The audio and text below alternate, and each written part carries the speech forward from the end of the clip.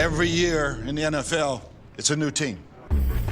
As far as goals go, we have one. Putting a f***ing ring on our finger. Welcome to the Buccaneers Observer Podcast. This is Ralph Phillips. I'm Molly Bay. Today is November 24th, 2020, Tuesday. Not Victory Tuesday. Not the Victory day Tuesday. after Monday Night Football, getting beat by the Rams. Los Angeles Rams. Defeat Tuesday? Defeat Is that Tuesday? what we call it? Two Finger Tequila Tuesday.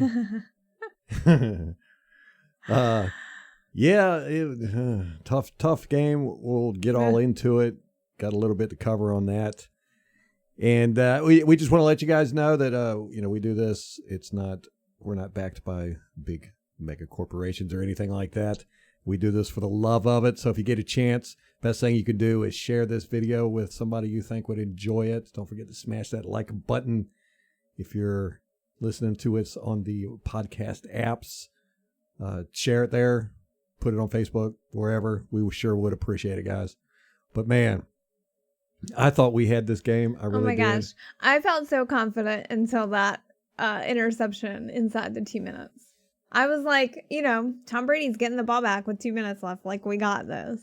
This is, the third time that's happened where he's gotten the ball with a chance to drive down the field and win it, and he's screwed the pooch. Choke artist. Yep. That's not what we expect from Tom Brady. It hurt last night. It hurt. Yeah, you were pretty depressed. I'm okay, though. It was a fun game for me. I had fun with it. That's true. And we got to remember that this is entertainment. Sometimes we put money on things and it goes out of the realm of entertainment and into the finances. But when it comes down to it, this is entertainment. And that was an entertaining game. Now, it would have been much more entertaining if we would have played well. But yeah, but considering how we did play and the mistakes that we did make, that it was still close. We only lost. Yeah. It was 27-24. Mm-hmm. I mean, 3 points. It was a 3-point game. And I thought there were some really good things that we saw. Oh, cool. I'll be interested to hear that. Ralph forgot to pay attention I for didn't. the last half of I the game. rewatched it today and I That's what remembered was saying. everything. Yeah. I just didn't remember it. You needed to have that. Your memory jogged a little bit. I blacked it out. That's what you The do with beard PTSD. Just black things out.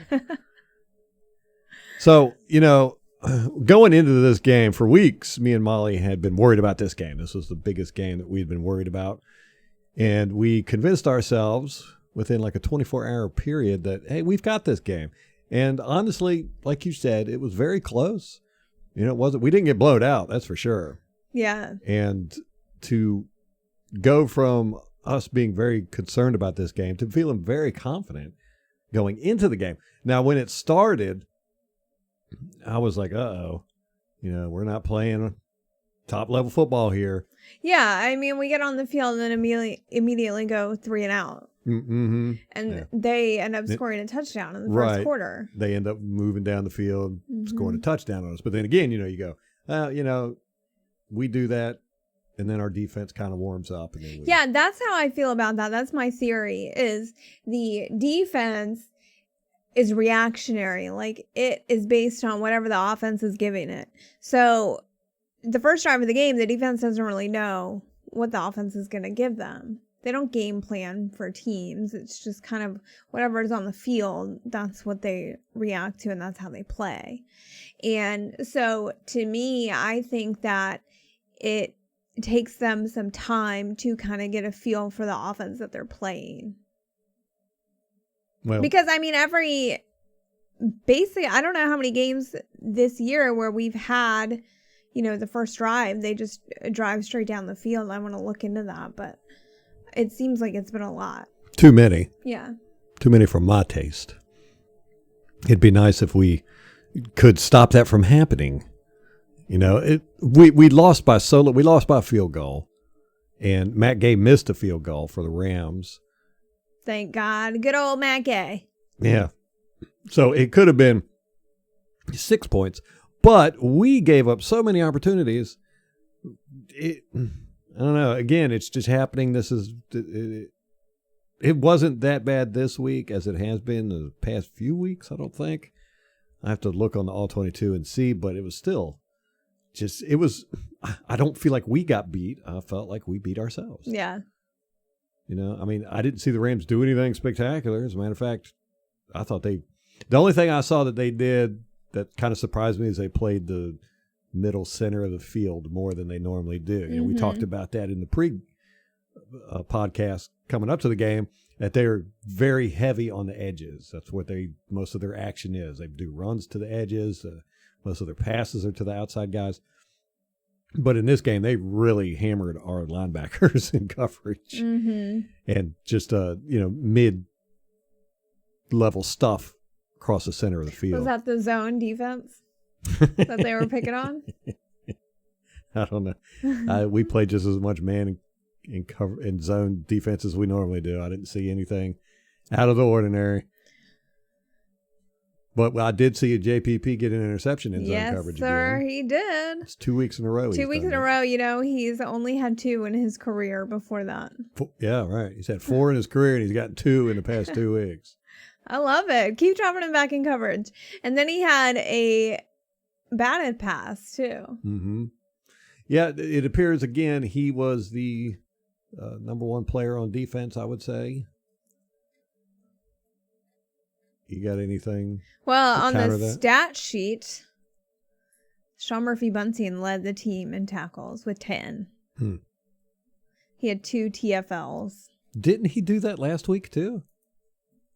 One of our cornerbacks led the team in tackles, I want to say. I don't remember. We'll have to look. Yeah, fact check. Fact check. Yeah, so, they start off. It's we get the ball. I assume that they won the toss and deferred. Both those teams, we always defer. They always defer. So, and then we get the ball, and it's an immediate 3 and out. I'm really tired of seeing that. I ain't gonna lie to you. Yeah, it seems like the offense is kind of slow to get clicking. If it never really felt like it clicked at all yesterday for me. It just seemed like we worked in fits and starts. It seemed like the good drives we did had was mainly because of the Rams getting penalties would sustain our drives. So many times. Yeah, Ralph loved those. Oh yeah, those refs were awesome. I'm giving them a C+, man. Okay, that one, it was a pass interference call on Mike Evans threw the flag. I forget who the flag was on. It was on one of their defenders. Ramsey, but I was like, 20. if Mike Evans was by himself, he pushed off. And it definitely should have been offensive pass interference. But that's what makes him so good is it's always 50-50 where they're going to call it on him or the defender. You never know. Yeah, it was blatantly obvious.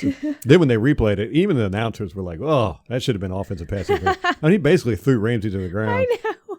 Yeah, anytime you see Mike Evans wide open, it's because he's been mugging.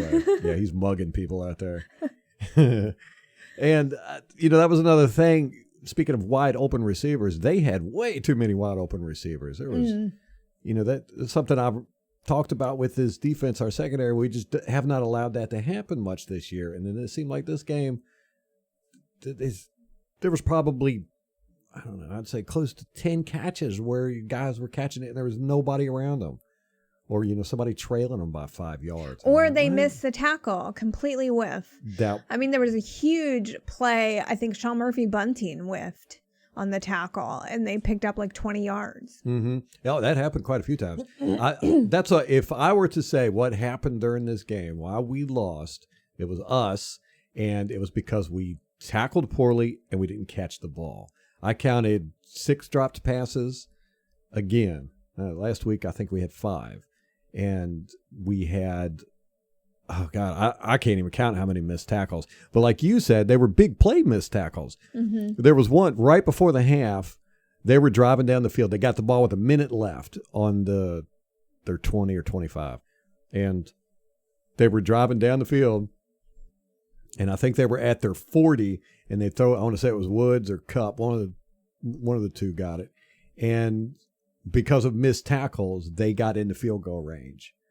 with like 6 seconds left. Mm-hmm. It was a good 30, 40-yard play. Yeah. And it was all missed tackles. And there was quite a few of those plays.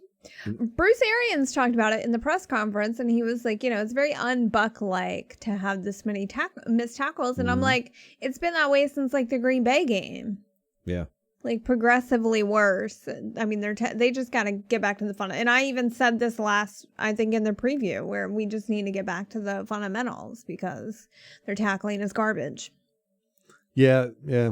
It seems to pop up at real inopportune times too.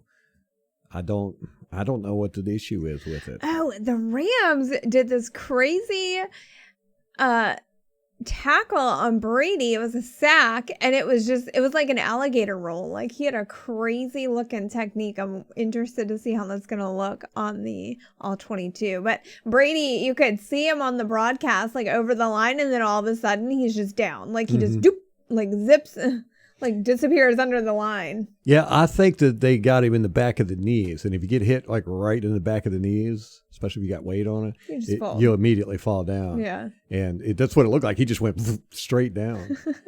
I think it was a self-preservation thing too. Yeah, he didn't probably really try to fight it. Mm-hmm. He was just like, okay, roll with it. Y'all got me on that time.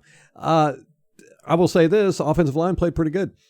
There was not a lot of pressure on Brady, it seemed like. And oh, hell yeah. Aaron Donald didn't even show up on the stat sheet. Right. There was not a single statistic. Cooper Kupp had more tackles than Aaron Donald did. Jared Goff had more tackles than Aaron Donald did. Yeah, that's impressive. That is impressive. We did that to him last year. Mm-hmm. We held him pretty well, ended up winning that game, beat the mess out of him. And this week we looked like we did the same thing, but didn't get the win. I'd much prefer to have the win, I guess. Running game, Rojo was looking good when he was running, but it seemed like, again, we just walked away from the running game. The second half of the game, it just didn't seem like we emphasized running enough. Yeah, and I mean, during the game, we were looking at the stats, and they only had like 5 yards rushing. The Rams did. Mm-hmm. And they ended up finishing the game with 37 yards, which is great. But we only had 42. So it's not even that much better. And, we didn't make up for it in the passing. They beat us, 160 yards in passing. So they had 160 yards more? Yeah, passing? they had 376 yards passing. I'll tell you. 216. I'm going to go and look, and I'm going to see how many dropped passes the Rams had, because I can't recall any. Yeah. But we had a lot. Yeah, there was some I right six, through Antonio Brown's hand. Like, it was a beautiful. Right, yeah, it was a beautiful pass right to his hands. It was quite a few of those. Just nice passes, and then, and this has been going on for a number of weeks now. Same thing with the tackling. I don't know what's going on. I do not know what's going on. Well, now the press. Okay, so BA had his press conference today. Media is making it out like he blamed Brady for everything. I didn't watch it. Or we watched part of it. We watched it, but I didn't get that out of it. I didn't either, but that's what the media is reporting. Yeah, they try to. Yeah, create drama. The new narrative. And if you're not following us on Instagram, please do that. Yeah, Molly just set up an Instagram account. I just made a page today because people were asking about it. And I have some screen caps of it. Like, it was crazy watching it. She watched it happen in real time. She was like calling everyone, watch this. Ian Rappaport started reporting, and he said Brady's deep ball is a problem. And he took stats from weeks 1 to 7 and then compared it to weeks 8 through 11. How much sense does that make? Right, yeah. That is definitely cherry picking. There's cherry picking. You're going to start here. I'm going to start where the deep balls. This is what drives me crazy, and stat people do this all the time. They'll say, Tom Brady has the most interceptions within the 20-yard line since 2012. Well, why the hell did you pick 2012? Like, because it proves your point. Yeah, exactly. Because it paints a picture that you want to paint. It's not a meaningful statistic. So that's exactly what Ian Rappaport did. Yeah. And shortly thereafter, Rick Stroud writes an article, and the subtitle is basically "The deep ball is the problem." And then Joe Buck's fan has an article where he it's more like buried in the story. It's kind of towards the end where they say his deep ball has been atrocious lately. Just like, okay, so that's the storyline this week. So we're probably looking at a 350-yard passing game next week. Congratulations, Bucks Media. Hey, if that's what it takes to get him to catch the ball, man. Right, and that's what I'm seeing with the deep balls. It's not Brady, it's the receivers. We had Mike Evans. Brady throws a beautiful pass. This was a few weeks ago. I can't recall what game it was. And Mike Evans loses the ball in the sky, and he turns around. He's like, where is it? And it ends up landing 5 yards away from him. We had Rob Gronkowski and Antonio Brown both wide open down the field.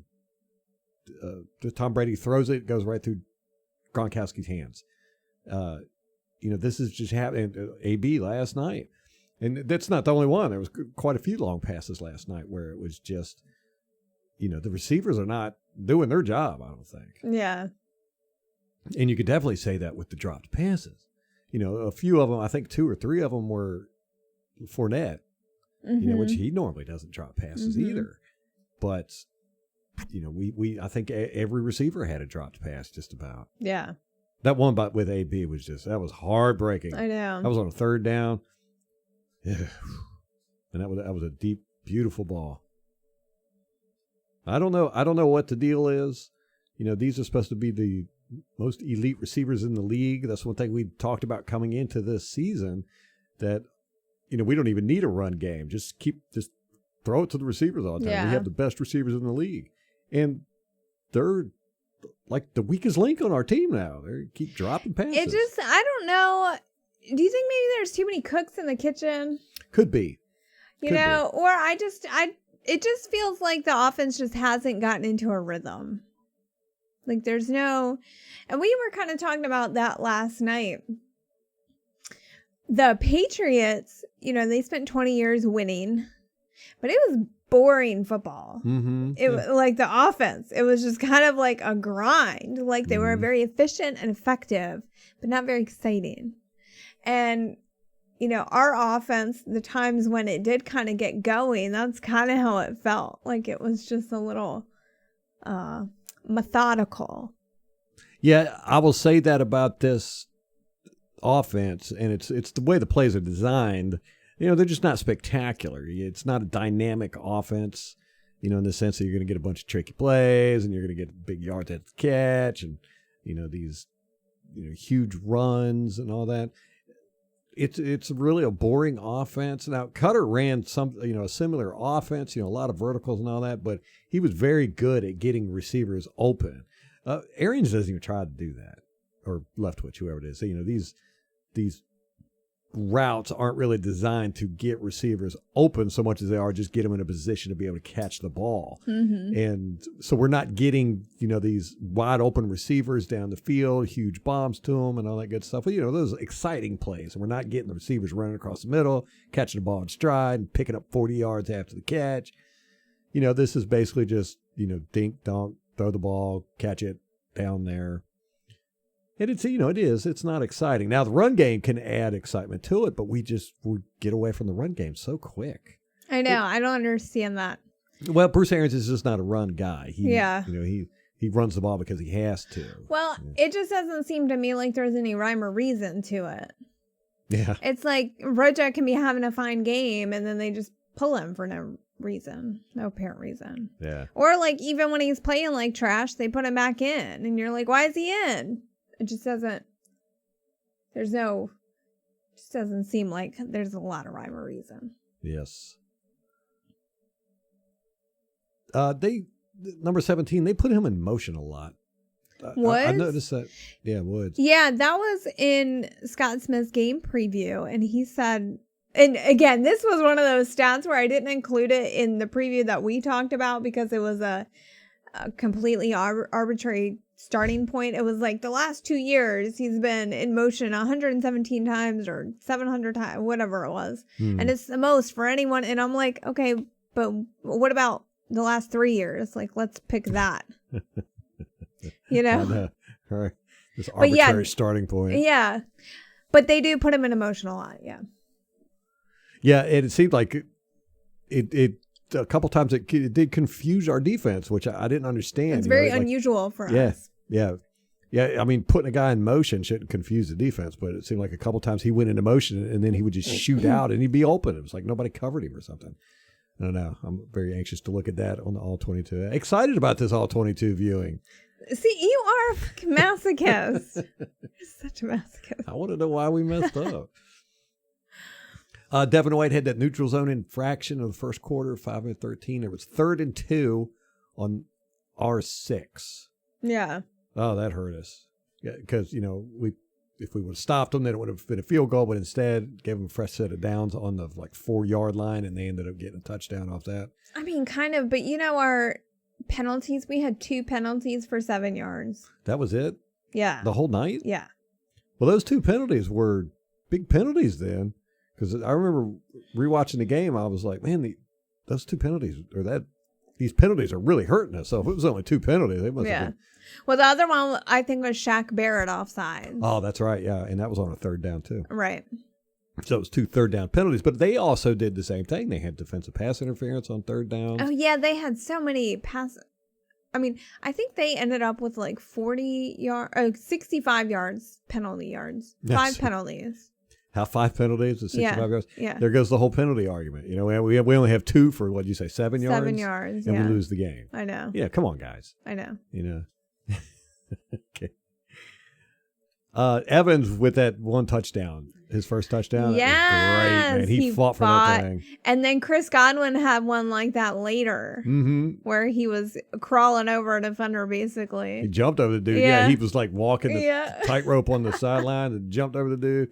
That was awesome. And when you see plays like that in the JPP interception, and who else had an interception late in the game? It was... hold on, I've got it right here. It wasn't Dean. It wasn't Whitehead. Yes. Yes. It was a great interception. Great. I thought for sure, I was like, after each one of those plays, I was like, oh man, this is going to get the team pumped up, and we're just going to start beating the mess out of these guys. And it never seemed to happen. Yeah. We never seemed to get pumped up out there. I mean, we had some good plays. I know JPP just played lights out. Yeah. He has been for the past few weeks. Yeah. He always plays lights out. I know. He's so underrated. Bruce Arians said in his press release or press conference today that he doesn't want Antonio Brown returning kicks. And he only did it a couple weeks ago because our normal returner was hurt. And I was like, what? Come on, man. Well, I think, again, it kind of goes to this coaching staff does not use players they don't fit the scheme for the players. Yeah, they don't fit the scheme. They don't try to this guy's really good at this, let's put him here. They don't. Right. They don't do that. Yeah, and our special teams, our kicking and punting, really hurts us. Like last night, we ended up on the 18 at one point because returner came running out. Let's say there was 2 things. One, he slips at one point. There was nobody around him, and he slips and falls down, and they walk over and touch him. And then another time, he ran right into Kevin Minter, and Kevin Minter tackled him. It was just a blam. What? Ended up on the ground. And then, and this is the one that really got me, the last play of the game, they punted it to us with 9 seconds left, and he tried to return it and ran the clock out. I do not know why he didn't call a fair catch, because we had much more of a chance of having Brady throw a Hail Mary than we did us getting any return for a touchdown. Yeah. I mean, the coaches at that point should have told him, you take a knee. Yeah, that's what I was like, why did he not fair catch? He's trying to run it. And downed immediately, and that was the end of the game. When he caught the ball, we had 3 seconds left. It was 9 seconds when they punted, airtime and blah, blah, blah. So when he caught the ball, he could have fair caught it. We would have had 3 seconds left, run one play, Hail Mary, and didn't even get that opportunity because this guy wanted to run the ball. And we've had no success with that. I don't know why we do it. We're just not very good in our kickoffs and punt returns. So that kind of upset me. Gosh, you were like Debbie Downer this episode. Oh, by the way, it's our 200th episode. Oh, hey, yes. I had hoped it would be a win, but that's okay.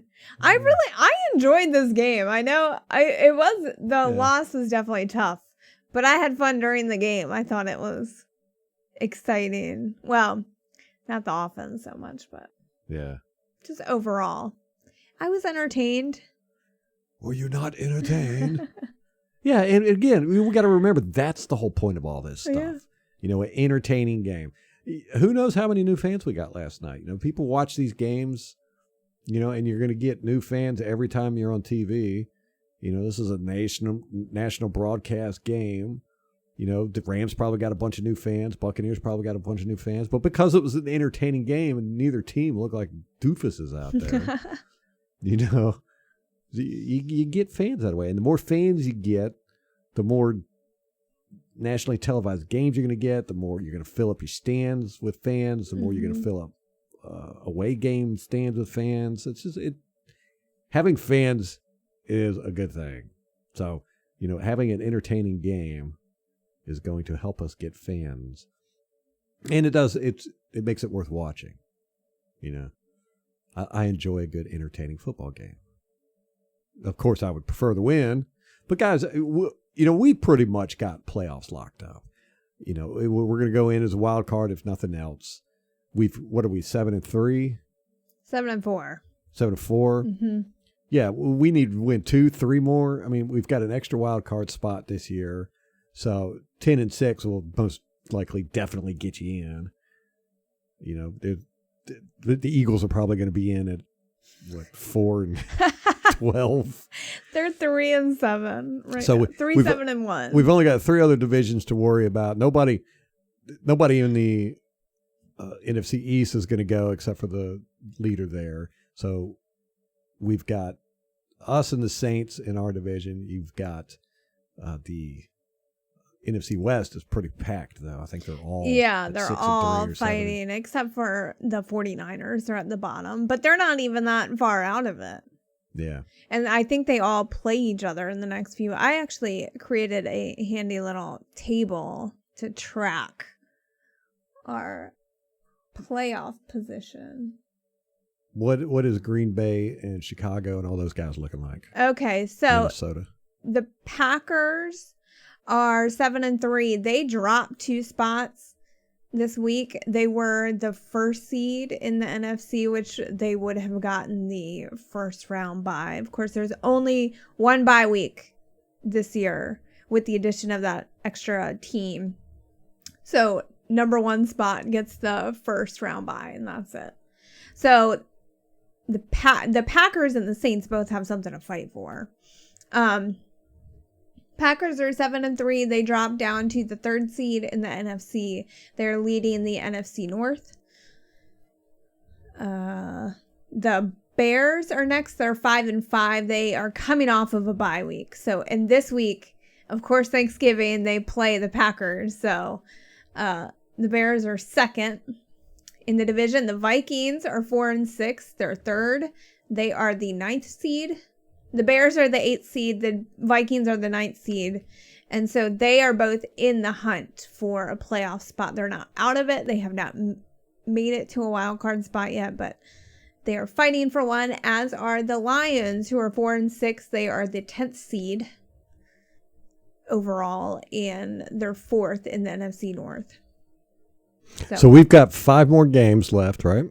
Yes. We've got a bye week coming up, week 13. Correct. We have the Chiefs next week. That's going to be a tough one. Mm-hmm. It's at Raymond James Stadium. It's 4:25 p.m. Eastern Standard Time, Sunday, the 29th.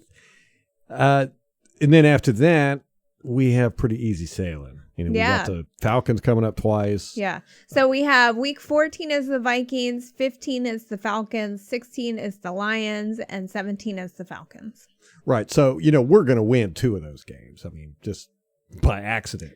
4. Probably. If the worst comes to worst, we'll win 2 by accident.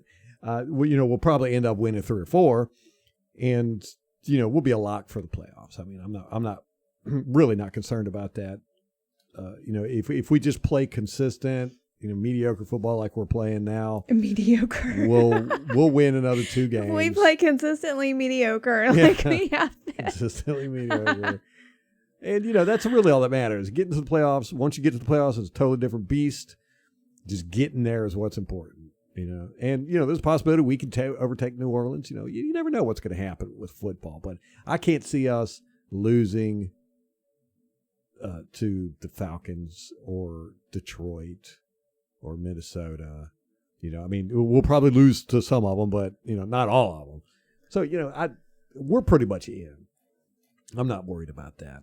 Oh, gosh, the Falcons. So they lost. Oh, yeah.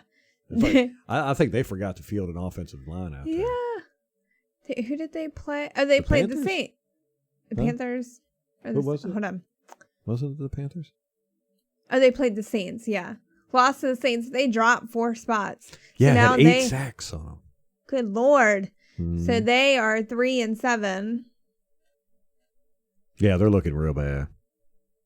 3-7. They're 4th in the NFC South. Now they dropped. The Panthers overtook them. So the Panthers are 3rd now. And the Falcons are now the last in the NFC. Ooh. Yeah, and we get to play them twice. Yeah. And they're going to have nothing to fight for but pride, and I don't think they have a whole lot of that. No. And then we've got Detroit too. We probably got another 3 wins. That will give us 10-6, and we'll in there. The NFC West is packed with winning teams. So you'll probably get 2 or 3 teams from there are going to go. And they're all vying for a spot. So the Rams are currently 1st. And they moved up 4 spots in the seeding. They were 6th seed. Now they're 2nd seed. They're 1st in the NFC. So they overtook the Cardinals. Yeah. And then the Seahawks are 2nd at 7-3. They have the same exact record. Rams have the tiebreaker. And then the Cardinals are 6-4, 1 game behind them. And they're 7th seed. So we got 3 NFC West teams that are currently vying for spots and probably going to get them. Yeah. Yeah, we're 6th seed right now out of 7. But like you saw, the Rams moved up to 2nd place in 1 game. We could do the same exact thing. If New Orleans loses, we win. Boom, we're in. New Orleans, unfortunately, has a pretty easy schedule. They play the Broncos, the Falcons, Eagles. Then they play the Chiefs, the Vikings, and the Panthers. But also, you got to remember, Drew Brees ain't going to be playing for some of those games. So that's true. I know, 11 cracked ribs. We did that. That's crazy. Buccaneers did that. We got the Saints, they beat up on the Falcons, which is pretty easy to do at this point. And we know Taysom Hill can, he's a very dynamic player, but we don't know how consistent he could be behind the center. So we're going to get to see that. He's not Drew Brees, so they're not going to have that weapon. And I could see them slipping up and losing a few games that they should have won. I don't know, but any of those teams, I just can't see it. Yeah, the Vikings maybe. Vikings maybe. Panthers maybe. The Chiefs and the Vikings, so probably. Yeah. Ugh. I wish we could play the Eagles.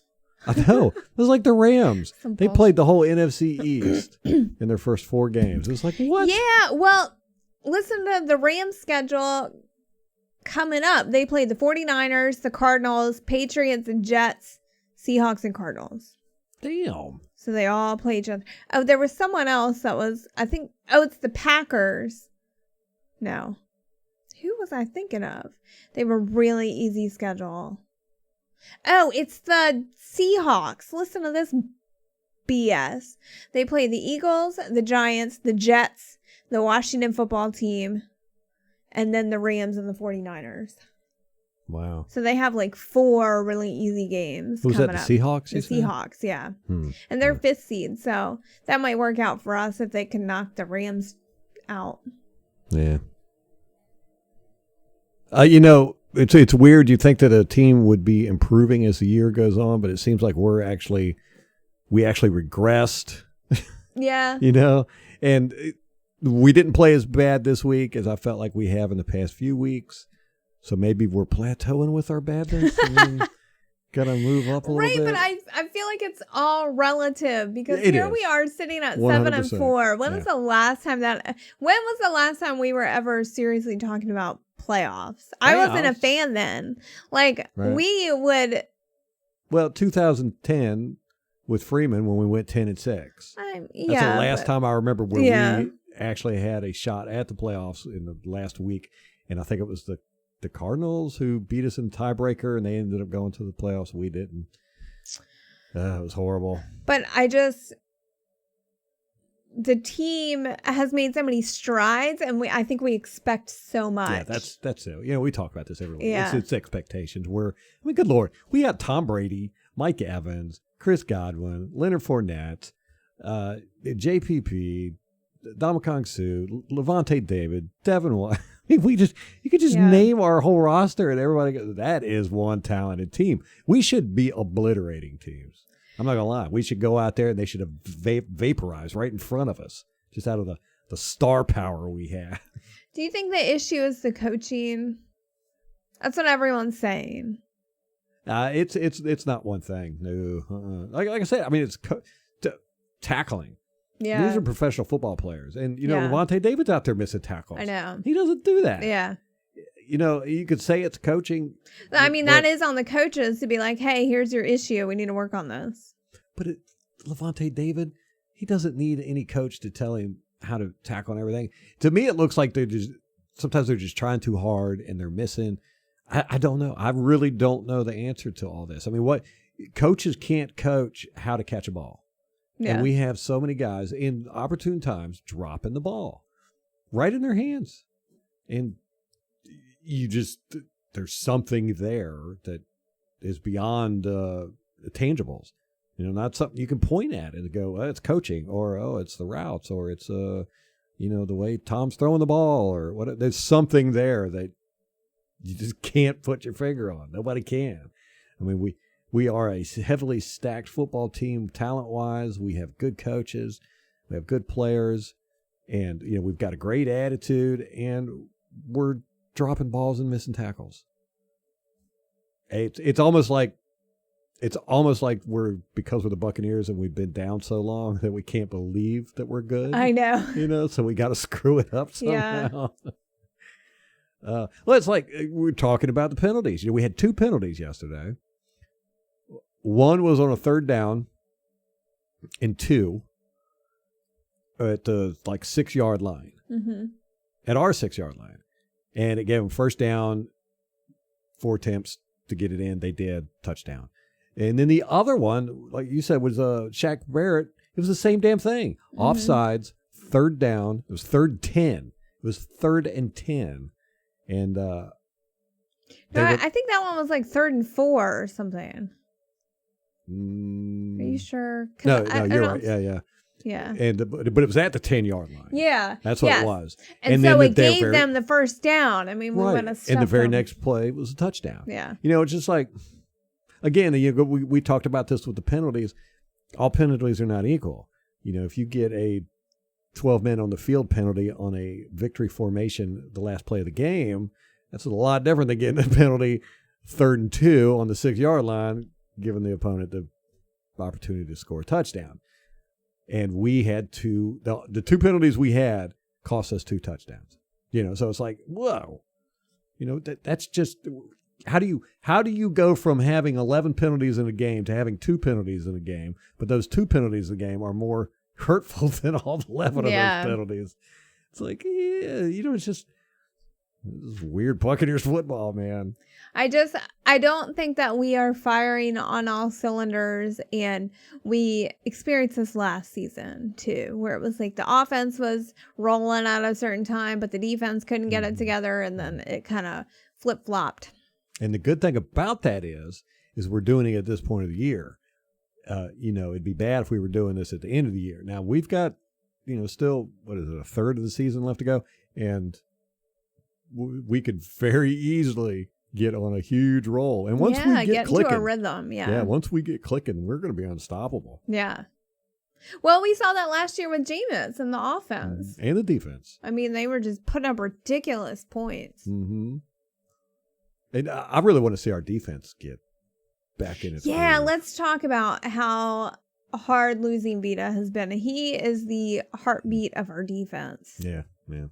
Elite level player, and having him gone has just really changed the whole face of our defense. I mean, we do not play the same without him there.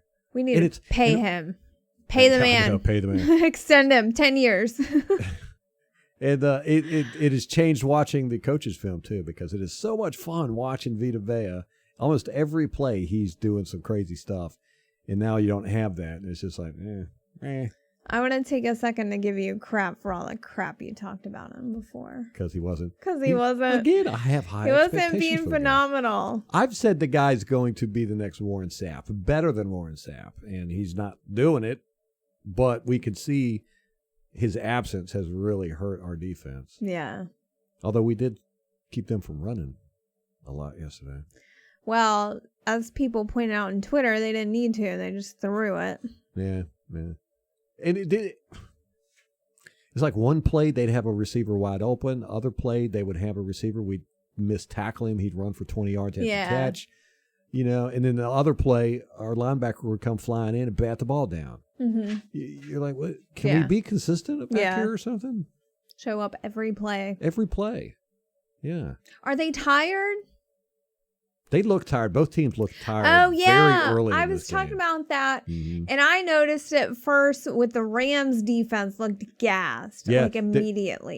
In the first quarter, they close up on them. Well, first of all, they're all standing there with their hands on their hips. That's and usually, the mouth breathing. That's where you can they tell. zoomed in on somebody. They were talking, and the commentary guys, they were talking. You know how the camera just does whatever it's going to do. And they zoomed in on some guy in the secondary. And he was just breathing heavy. His mouth was open. He was like, and this was the first quarter. Yeah. Like, whoa. Yeah. And then after you pointed that out, we looked at our defense when they got out there and they were doing the same thing. Mm-hmm. So I don't know. I don't know if it was the humidity or the late night or whatever. Both teams looked a little bit tired.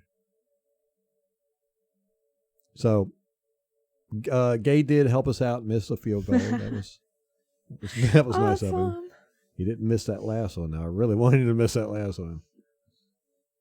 Brady had 2 interceptions, right? Yes. I do not know whose fault those interceptions were. The last one, and I don't recall if JP or Bruce Arians said whose fault that last one was. We didn't watch the after game press conference because we were tired and went to bed. And I want to know whose fault it was because it looked to me like it was miscommunication between Brait and Brady. I have that. Greg Almond tweeted that Tom Brady said his final throw was a bad read. Okay. He thought he saw something and wanted to hit Cam Brait down the middle. Yeah. That's what it looked like to me. And right as soon as he threw it, Cam stopped and turned around. It was like, oh no. Yeah. So either Cam saw something that he didn't see or he saw something that Cam didn't see. Right. Because that's the thing with the offense, right? It's kind of you give what the defense gives you and you adjust on the fly. And if both of you don't see the same thing, there's going to be an issue. Yeah. And you're going back to what you were saying about, the coaching staff doesn't really adjust at all, but they don't adjust to players' skills. Now, we talked about this at the beginning when we first signed Brady that, I didn't think he was going to be a good fit for this because, it's a lot of vertical stuff. And Brady likes the crossing stuff. He likes guys going over the middle. He's very accurate, so he can hit guys on the run and they get good yards after the catch. We don't do that in this offense that much. We've definitely done it a lot more. They've put it in more because of Brady. But in situations like that, you're down, all you need is a field goal. You just got to move the ball, 40, 50 yards down the field. Stop trying to be cute. Stick with what Brady knows. Yeah. Don't make it these complex option routes. just do crossing routes over the 50. That's what Brady, that's his bread and butter. So, throw those in there because it seems like, we've had 3 games that I can recall where, Brady's kind of crapped the bed on the last drive. Mm-hmm. And almost all of them have been because, of confusion with the routes. Dumb it down. Yeah, set them up for success. Yeah. It's fine to have those routes during the game and all that good stuff, but when it comes down to it and you have to win, you have to get the ball down the field. We had plenty of time. We just needed to just be, get the ball down the field. And, running these routes that have shown that, there's a high probability of something bad going wrong. We should have just cut those out and did the simple slants across the middle and let Brady peg them, 3 or 4 of those, boom, we're in field goal range. So it sounds to me like you're kind of on the same page that it was a coaching issue. But this is one of those games where you can blame anybody you don't like. Yeah. You can blame the offensive line. Not really. You can blame the secondary. You can blame the linebackers. You can blame the defensive line. You can blame the coaches. You can blame Brady. You can blame the receivers for not catching the ball. The whole defense for not tackling. Whoever you want to blame, there's enough there for everybody. You can pass the blame around.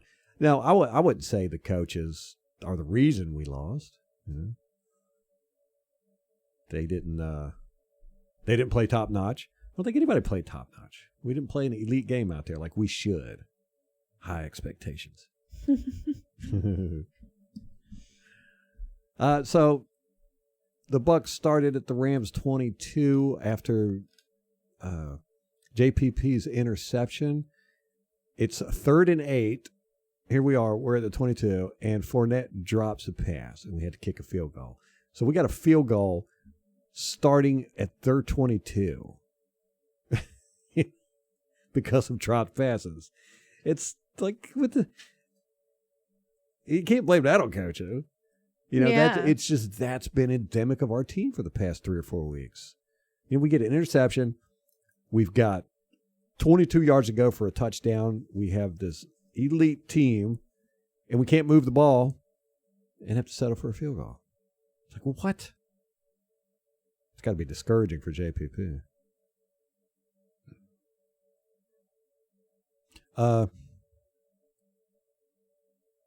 You said you had some positives. Yeah. What do you got? Scott Smith tweeted that we turn our first 22 goal-to-go opportunities this season into touchdowns. So we had a perfect record. Go ahead. We lost that perfect record 2 weeks ago. Okay, that's what I was going to say. I swear we broke that somewhere along the line. Our first 22, Ralph. Yeah. Listen. But we're still 27 of 31 on the season for goal to go. So wait a minute. So we were perfect for 22 attempts. Yeah. Or 22 red zone entrances. And now we're 27 of 31. Yeah. So we've missed 4 since then. Right. Yee. But it could have been all in that same game. What was it? I think it was the Saints, probably.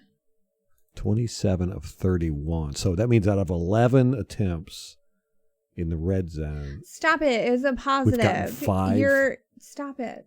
Ugh. Yeah. That was a positive? Yeah. Okay. God. The worst. All right, let's see a shit on this one. Mike Evans is the first wide receiver in NFL history to have a touchdown in each of his first 5 Monday Night Football appearances. In your face. And I don't think we've won any of those. Okay. Next one. Cameron Brake now has 210 career receptions, surpassing Ron Hall for the 3rd most receptions by a tight end in franchise history. He's got 210 receptions? Mm-hmm. Wow. How long has he been with the team? Probably 7 years? 2016, 2015. 5 years? That's it? Damn. I did not remember. realize Jameis loved him. Mm-hmm. Yeah.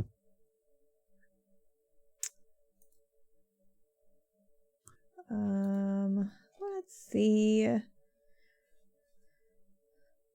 Oh, Tom Brady took back the all-time touchdown pass lead with 566. It's going to be interesting to see who has that at the end of the year. I know.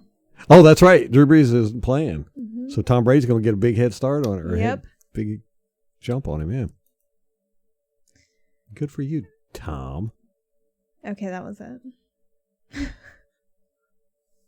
Those were my positives. What's the old saying? If you can't beat your opponent, then break 11 of their ribs.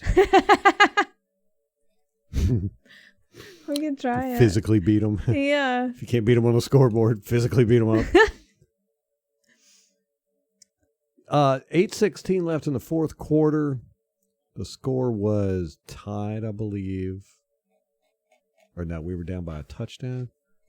24-17, I think. 4th and 1, and we went for it. I think we were on our 43. Mm-hmm. So, no, they're 43. So we were out of field goal range, and, if you turn it over, then it's, just a good field position for them. But we ended up not making it, and they ended up getting the ball there on the 43. 4th and 1. Now, Tom Brady is notoriously good at quarterback sneaks. And you know me, I am anytime it's 3rd and 1, I don't care who the quarterback is. I believe in quarterback sneaks. You know how hard it is to stop a quarterback sneak? Stop a guy from going 1 yard when he's got a 300-pound dude in front of him, falling forward. It's damn near impossible. Why we ran the route we did, I don't know. There, I would say bad coaching, bad call. And Brady had he did it like a bootleg to the right, and everybody was covered, and he just threw it into a mess of people. They batted it down. I think Godwin even got his hands on that ball. I can't remember. But, it's just like, why would you run that play on a 4th and 1 and not a quarterback sneak? Yeah, I didn't like that call. Yeah. I agree with you. I mean, hell, a 4th and 2, you can run a quarterback sneak. Mm-hmm. You still got a pretty good chance of making it. Yeah. It's only 6 feet. And then Whitehead immediately after that got that interception. That was great. That was a beautiful, beautiful interception. I mean, he read that shit and jumped in front of it. Bam. That was not a mistake on Goff's part. That was an excellent play on Whitehead's part. And then Godwin got a touchdown right after that. 3 minutes and 53 seconds left in the game to tie it up. Then Matt Gay gets the ball and kicks it for a field goal, 27-24, big dummy. I was really rooting for him to miss that one. And then we ended up starting on our 18, the bad kick return. And that's when Brady throws the interception.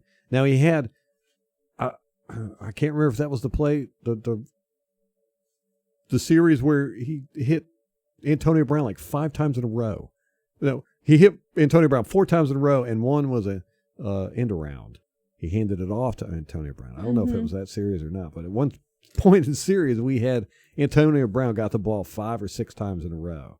It was interesting. But, Brady, on that drive, he was moving us down the field. We were moving right down the field. Mm-hmm. And then just out of nowhere, boom, throws that interception. It was so defeating to. I know. Me and you both were just like, what? No. Again? No. And this is what we got Tom Brady for, I thought. I know. It's one of the reasons. Yeah. But he's done a really good job at being a good commander in the pocket. Our sacks are way down. And also, he's not turning the ball over interception-wise as much as Jameis Winston did. Now, he's keeping up with him at the beginning of the year. First 3 games, they were running neck and neck for what Jameis Winston did last year. But Tom Brady hasn't thrown that many interceptions since then. When he does throw them, though, that's when we lose. They're costly, yes. Yeah. Yeah. And, it didn't seem like he was that inaccurate, from what I could, glean from the game. I didn't see him throwing bad balls or making dumb decisions or anything. Yeah, but there's just that one play. You're just like, what? How do you do that?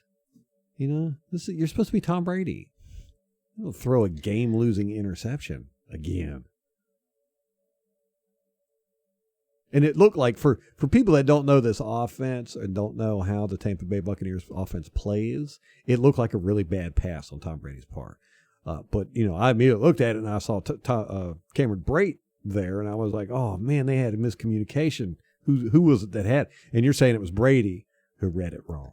So That's what Brady said, but I don't know. Yeah. I mean, he's not going to throw Cameron under the bus, I don't think. Yeah, no, he doesn't seem to be the kind of guy that throws players under the bus. Mm-mm. And then, like I said, we stopped them. Our defense stopped them. If they would have got a first down, because they got the ball back with 1:40 seconds left or something like that, we had one timeout. And our defense had to stop them. They ran the ball 3 times. We stopped them 3 times.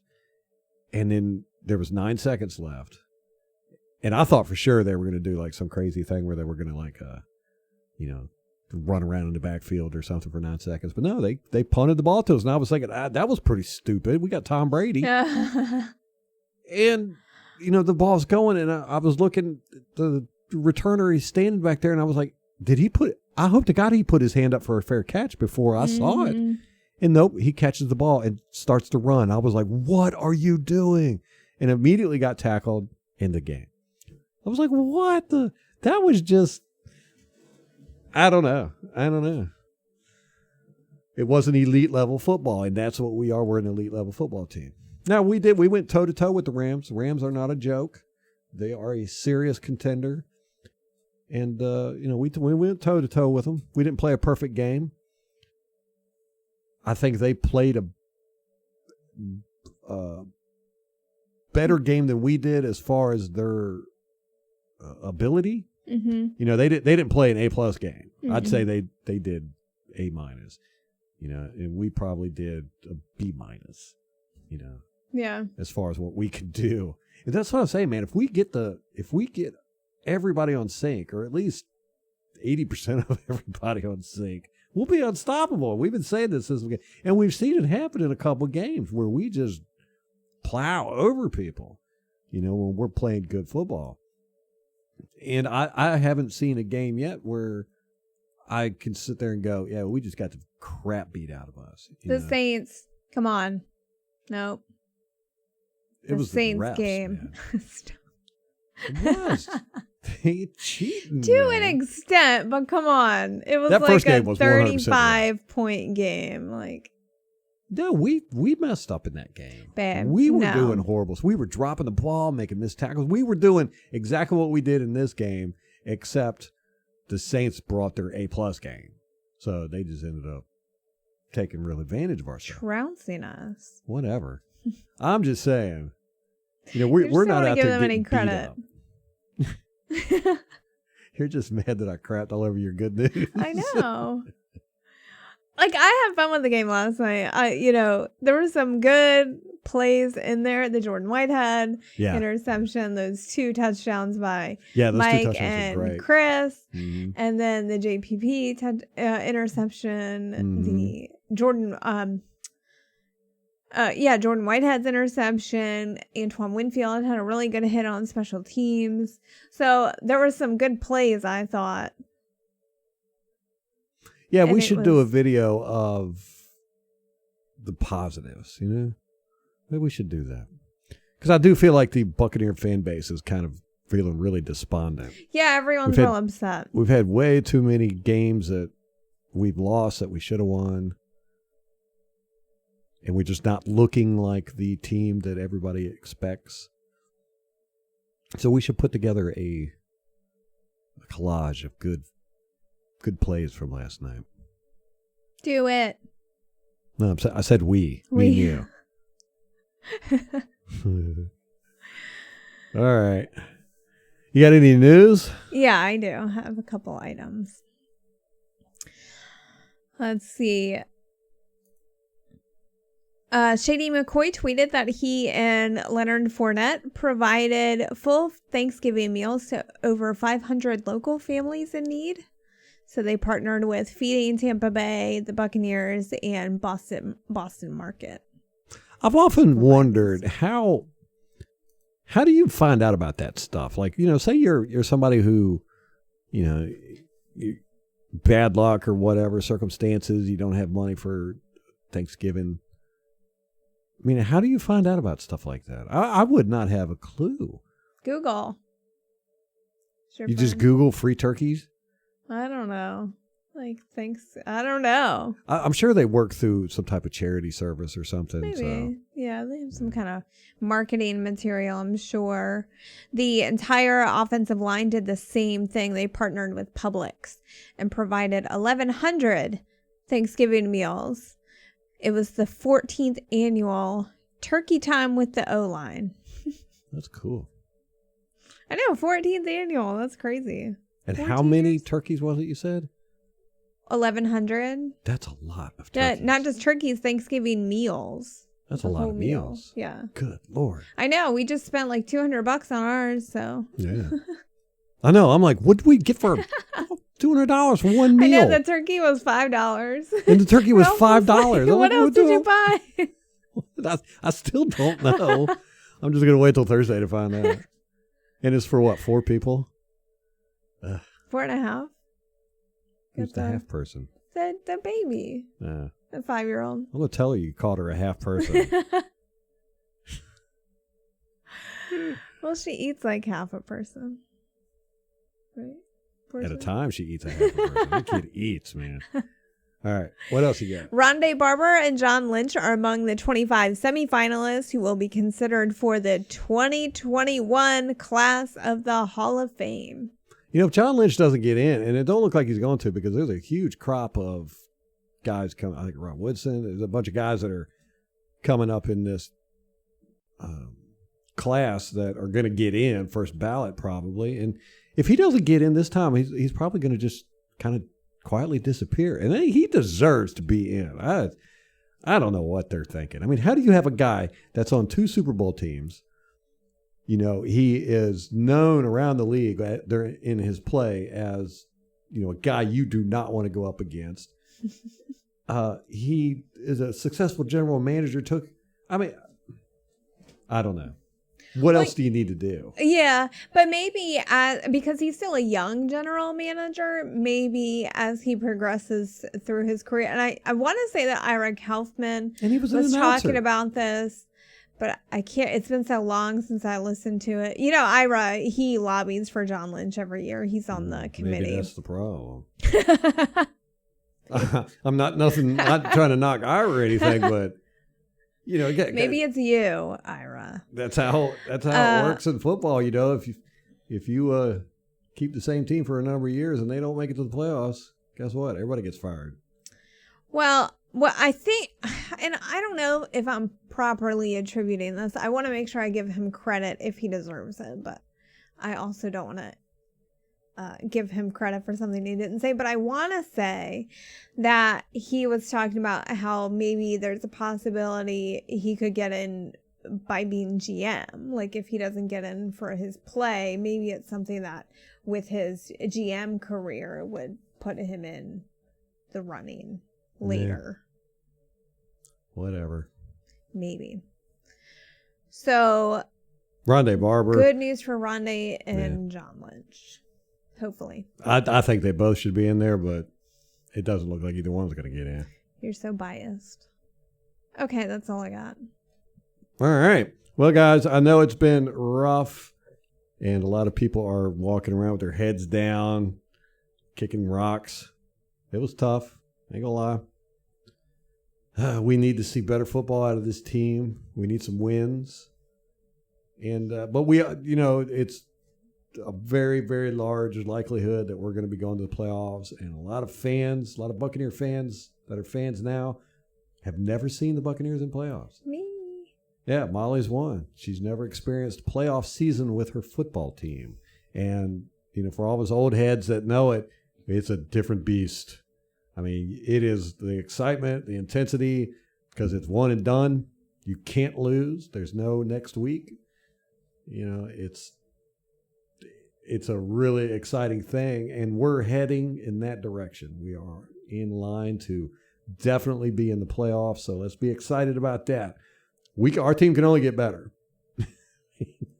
We can, if we would have tackled and caught half of those passes we dropped, we would have easily won that game. And that just goes to show it is such a game of inches. Mm-hmm. Yeah, I mean, one it's little just the thing. small details. A dropped pass, on third down is, can change a game. And we had quite a few drop passes. Quite a few of them were on third downs. And we had quite a few missed tackles that ended up greatly benefiting the Rams. And they did take advantage of it. When we missed tackles, they took off. It's not like they were standing around, going, wow, that guy just missed me. No, they were definitely running. So, those are easy things to improve. As a matter of fact, it's almost an anomaly that we're doing them. And I would say it was a glitch. I think I did say it the first week it happened. I was like, this is a glitch. We do not miss tackles and we do not drop balls. But this is 4 weeks in a row now that I've been complaining about drop balls and missed tackles. So it's easy to fix. All these guys know how to do this stuff. That's why they got here. They're all professional tacklers and ball catchers. So something will click. Just keep your heads up. Don't be scared to wear your gear. I don't know if you're like me. Every time I go out, I get asked if I'm about Tom Brady. Every single person, get stopped in the supermarket. Oh, hey, we went out to lunch yesterday. Yeah, go out to lunch yesterday. A guy sat next to me. He's like, "Oh, y'all going to win tonight?" It's like, "Yeah." He's like, "How are you liking that Tom Brady?" Like he's fine. Tom Brady. Yeah, he's awesome. Really digging him. And then he goes out, threw up a duck. We still like you, Tom. I'm not going to knock you too hard for that. It's just that it's uncharacteristic. And this is a complex, both the defense and offense, they're very complex. And we're a smart football team. And, the Rams, they'd run a lot of tricky stuff, and they didn't catch us. But somehow we were letting receivers get open. And that was, I got to look at that and see what was going on. Because we don't do that either. So maybe that's another thing we'll add to our list of crap we don't do that we're doing. I know. Let's see. We don't tackle, we don't catch the ball, we let receivers open. There we go. Winning trifecta. All right, guys, that's going to wrap it up for us. If you get a chance, like I said, share this video, share this podcast. Let's get the word out. And until next time, go Bucks.